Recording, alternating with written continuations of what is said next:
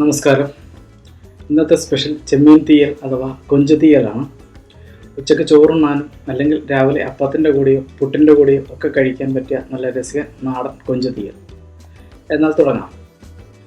ആദ്യം നമുക്ക് തേങ്ങ വറുത്തരച്ച മസാല പേസ്റ്റ് തയ്യാറാക്കാം. ആദ്യം 1 ടീസ്പൂൺ വെളിച്ചെണ്ണ ചേർത്ത് ചൂടാക്കുക. അതിൽ 1 കപ്പ് തേങ്ങ ചിരവിയിൽ ചേർത്ത് മൂപ്പിക്കുക.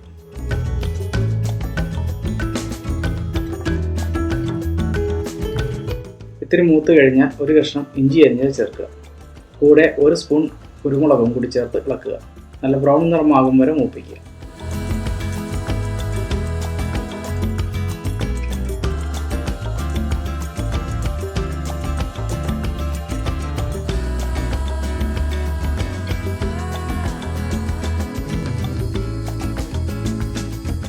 ഇനി 1 സ്പൂൺ മുളക് പൊടി, 1.5 ടീസ്പൂൺ മല്ലിപ്പൊടി എന്നിവ കൂടി ചേർത്ത് കുറച്ച് നേരം കൂടി മൂപ്പിച്ച് അടുപ്പിൽ നിന്ന് മാറ്റാം.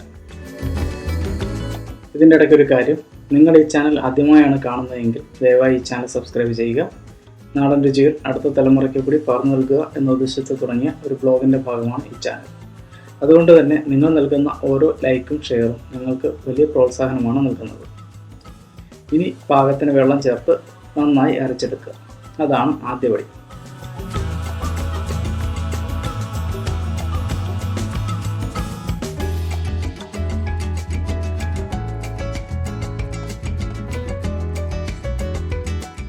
ഇനി ഒരു ചട്ടിയിൽ, മൺചട്ടി ആയാൽ അത്രയും നല്ലത്, ഇല്ലെങ്കിൽ നിങ്ങൾ കറി വയ്ക്കുന്ന ഏതെങ്കിലും പാത്രം എടുത്ത് അതിൽ 1.5 ടേബിൾ സ്പൂൺ വെളിച്ചെണ്ണ എടുത്ത് ചൂടാക്കുക.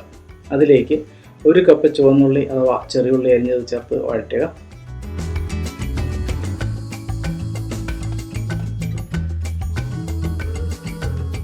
ഇത്തിരി നേരം വഴറ്റി കഴിഞ്ഞാൽ 2-3 പച്ചമുളക് കീറി ഇട്ട് കൊടുക്കുക. ഒപ്പം 1 ടേബിൾ സ്പൂൺ തേങ്ങാക്കൊത്ത്. തേങ്ങാക്കൊത്ത് ഓപ്ഷണലാണ്, പക്ഷേ അതിട്ടാൽ സൂപ്പറാകും, ഉറപ്പാണ്. എല്ലാം ചേർത്ത് വഴറ്റിയെടുക്കുക.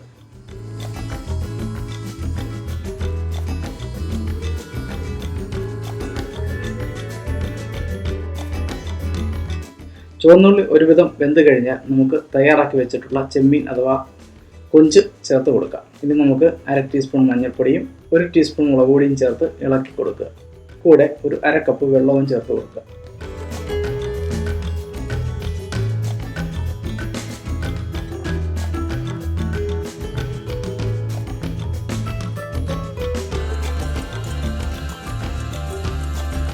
നമുക്കിത് ലേശം കുറുക്കിയാണ് എടുക്കേണ്ടത്. കൂടുതൽ വെള്ളം വേണ്ടവർ അതിനനുസരിച്ച് വെള്ളം ഒഴിച്ചു കൊടുക്കുക. പാകത്തിന് ഉപ്പ് ചേർത്ത് ഇളക്കി കൊടുക്കാൻ മറക്കരുത്. ഇനി ഇത് അടച്ചു വെച്ച് വേവിക്കുക.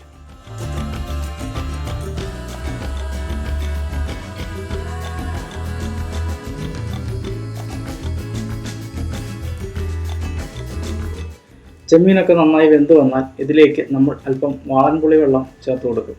ചിലർ ഇതിന് പകരം കുടംപുളിയായിരിക്കും ചേർക്കുക. എന്തായാലും നിങ്ങളുടെ താല്പര്യം അനുസരിച്ച് ചേർത്ത് കൊടുക്കുക. ഇനി നമ്മൾ അരച്ചു വെച്ച തേങ്ങ ചേർത്ത് കൊടുക്കുകയാണ്. അതുകൂടി ചേർത്ത് കഴിയുമ്പോൾ കറി ഒന്ന് കുറുകി വരും. വേണമെങ്കിൽ വെള്ളം കൂടുതൽ ചേർത്ത് കൊടുക്കാവുന്നതാണ്.